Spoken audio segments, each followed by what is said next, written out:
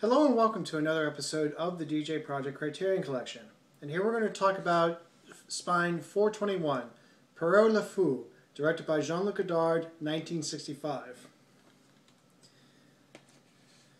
There's an interesting bookend situation. You go Breathless, then Berlin Alexanderplatz, and then Pierrot le fou. Sorry. So Godard bridged it with Fassbinder lunged in the middle of it. Okay. This was his 10th feature that he's made at this point. The story itself is a guy who's dissatisfied with his bourgeois life, including his marriage. He decides to have this fling with his babysitter and one-time lover, where they go on to this traveling crime spree, and they end up in the French Riviera. And a lot of other stuff happens. Actually, she's pursued by some Algerian terrorists, and they go on a lot of things. It's really hard to summarize a Godard. I just got through summarizing Fassbinder, so don't ask me to summarize this again. But anyways, it's a it's a straightforward plot. But then again, this is also Godard, which means he's gonna do whatever the fuck he wants to it. This film is considered the end in a lot of respects. I would definitely say that this is the end of a romantic cinema, big R. And which is, you kind of think Godard is romantic. Well, there is that element, and I think that element still sort of remains. I don't think he's completely shed that. But as far as being overt and obvious in any kind of romantic qualities, again, big R, this would be the end of it, considering the films that the next several films that would come immediately after Pierrot le fou. It's nothing like this. So it's definitely the end of that.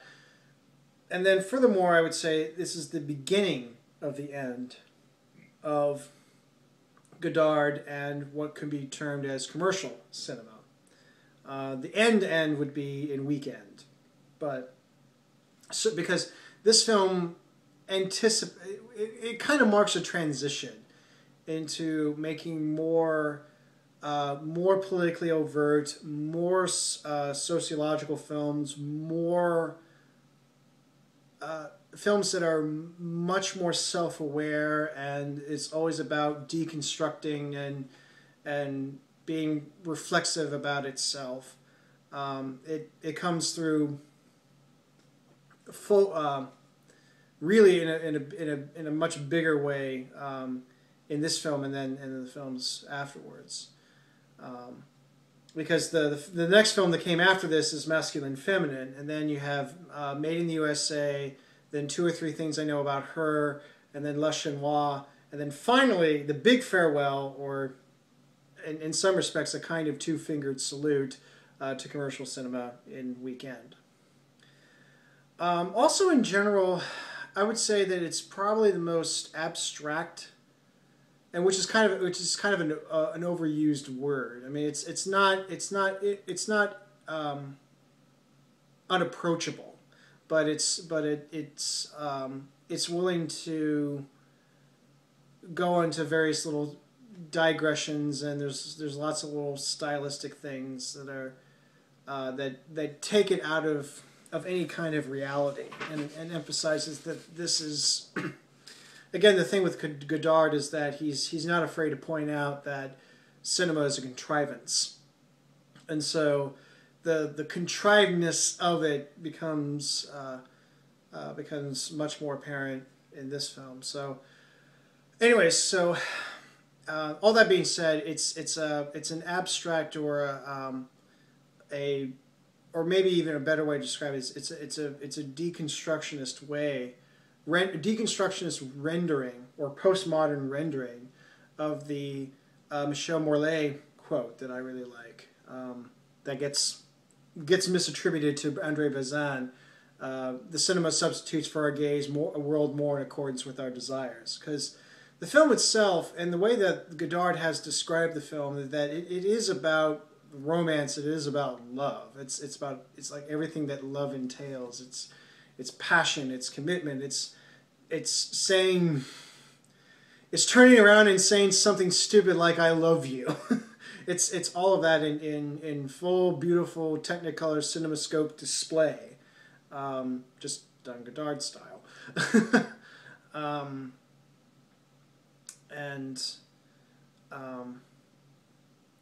even in the plot line, it's about desire. It's the desire to get away. It's the desire to, want to do things, and so it's definitely a more deconstructionist or postmodern take on that quote.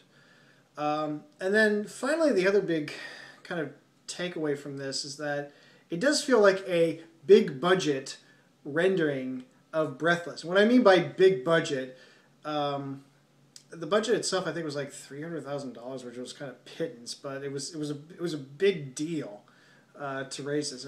He found it quite difficult to raise funds for it, but everything about it kind of feels big because again, you're shooting this on CinemaScope, which means you're using a 2.35 to 1 aspect ratio. I believe it was Technicolor or a Technicolor process, or there was a Technicolor lab processing involved. So you have very rich, bold colors, and actually when Godard gets into color films, his color palettes are very, very bold and striking. And it's like everything about it feels very big, but there's a lot of aspects to it that feel very much like Breathless, except without the so much the cinema verite aspects. And I connected with Breathless because, well, apart from the fact that I that I saw this I revisited it kind of recently, and I just talked about it. It also stars Jean-Paul Belmondo. In fact, he was the reason why he was able to get the film to be made. It's like, hey, because at that point he was a much bigger star than he was in 1960. So he was a bankable name, and Godard took advantage of that. So he's in it. The actions he did, and also his love interest is played by Anna Karina.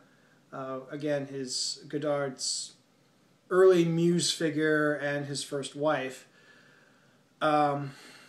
But anyway, their actions are pretty similar to what you find in Breathless. Again, they go in this sort of traveling crime spree, as it were.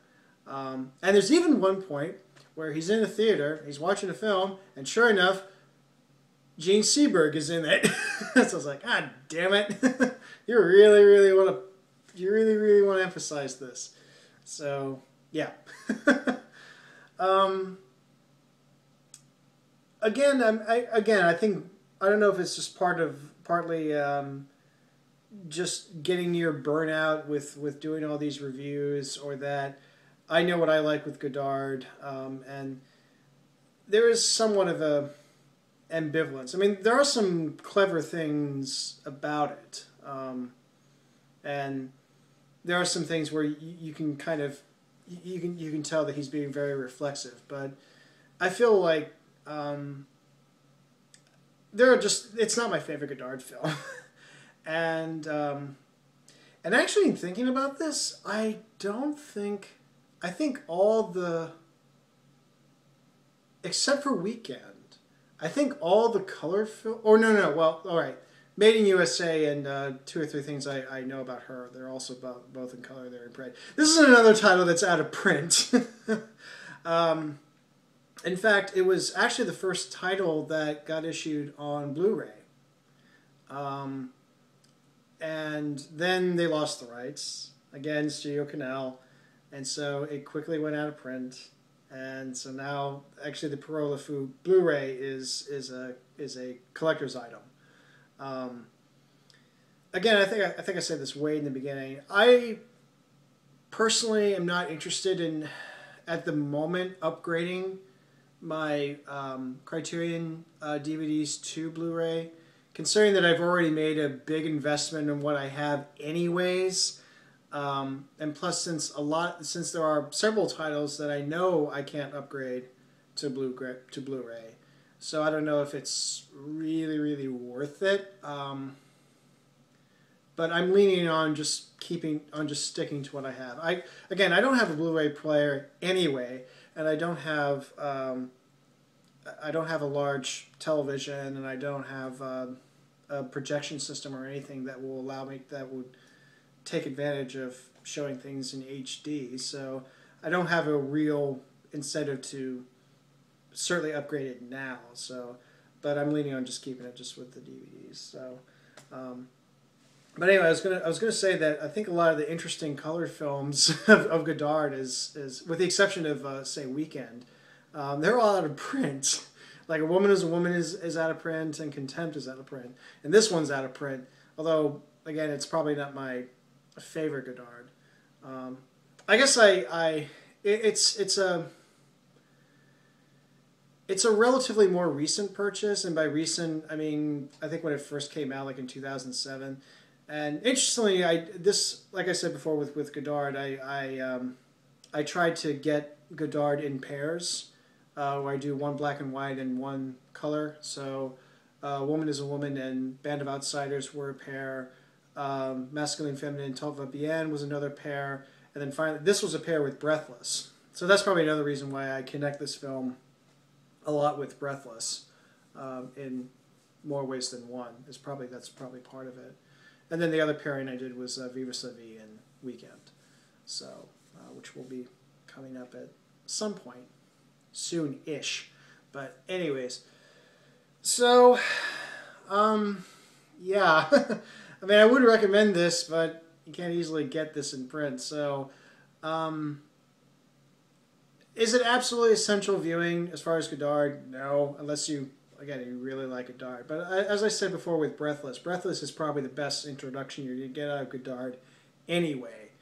And so it's a shame that it's out of print.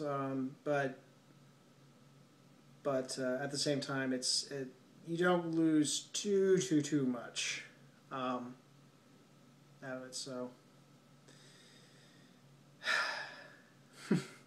Pierrot le fou. And until next time, take care.